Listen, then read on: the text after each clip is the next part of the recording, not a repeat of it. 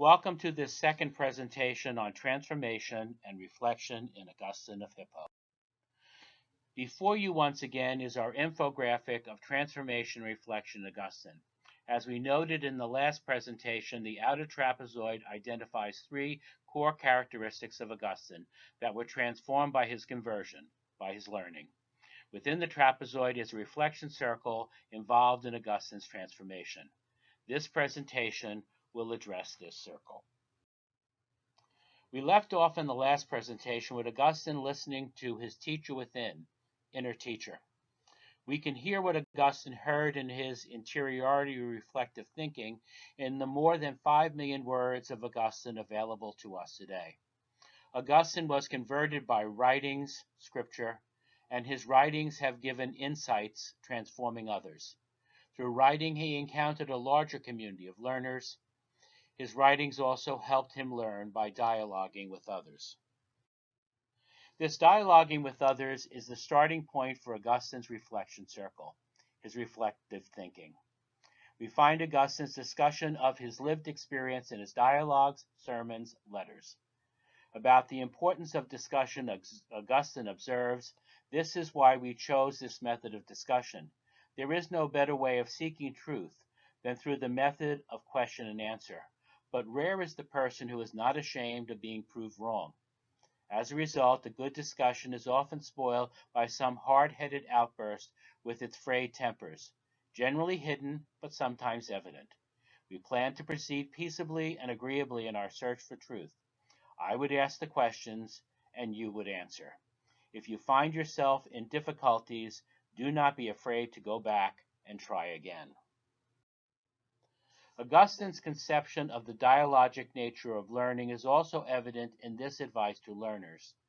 Through watching and listening to us when we are actually engaged in working, you will learn better than by reading what we write.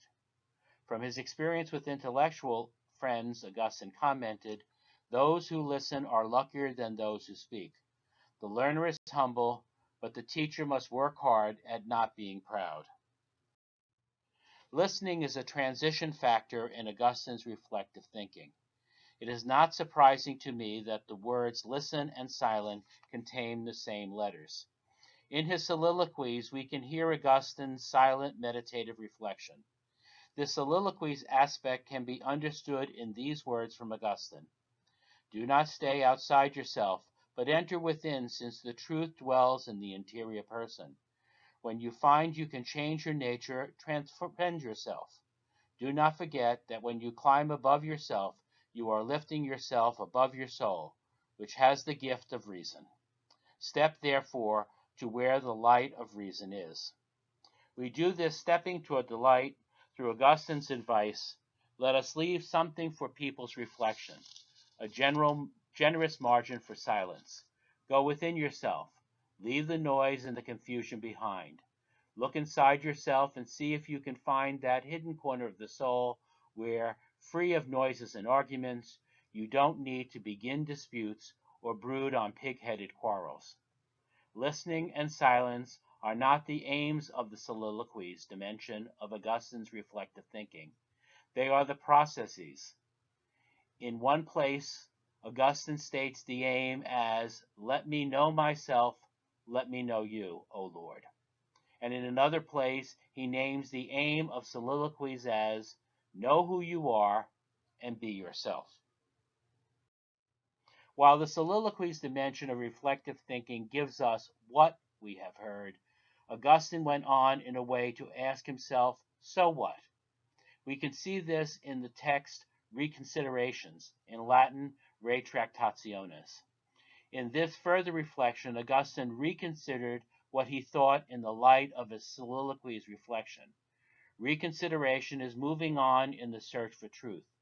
As Augustine encourages, search in ways by which we can make discoveries and discover in ways by which we can keep on searching. Reconsideration is part of building our understanding. According to Augustine, use knowledge as a kind of scaffolding to help build the structure of love and understanding, which will last forever even after knowledge destroys itself.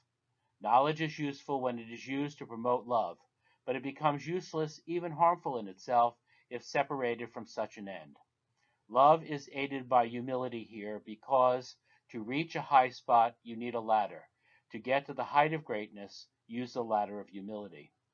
As we build, we must remember if the beam and stones of the house are not fitted together by a definite order, in a way, if they were not connected to one another in peace, united by love and mutual cohesion, no one would ever dare enter this house. We know this because when you see a building in which the beams and stones are solidly joined together, you enter with confidence and do not fear its falling apart. While we are building understanding, Augustine reminds us that our reflective thinking is a journey. As he says, on earth we are always travelers, always on the go. Do not grow complacent with what you are. Where you have become pleased with yourself, there you get stuck. If you say that's enough, you are finished. Always add something more. Keep on walking. Always forge ahead. The move beyond reconsiderations in our reflective thinking for Augustine, we are called to share our findings, plans, and visions. We can see this clearly in Augustine's Confessions. This final dimension of reflection is the communal confession of truth in a now what sort of way. For Augustine, the love of knowledge and truth should invite us to continue learning. The love of others should compel us to teach. This result happens because Augustine believes that truth is the inheritance of all and thus is not the particular property of anyone. What is in common belongs to everyone, so that all who come to it may use it and be enlightened. It is equally distant and equally close to everyone. The truth is not abstract thinking, but a sharing of love. For Augustine, love empowers us to support one another in carrying our burdens.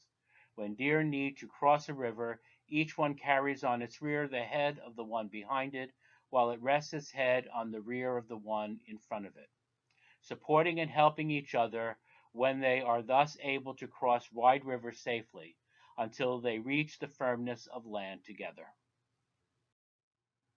As we return to our infographic, what this presentation has covered is the inner Augustinian reflection circle, which was the means by which Augustine participated in his change of his whole self through his learning transformation. While personal, learning transformation is not solitary, but should be something we share in support of one another's advancing in learning.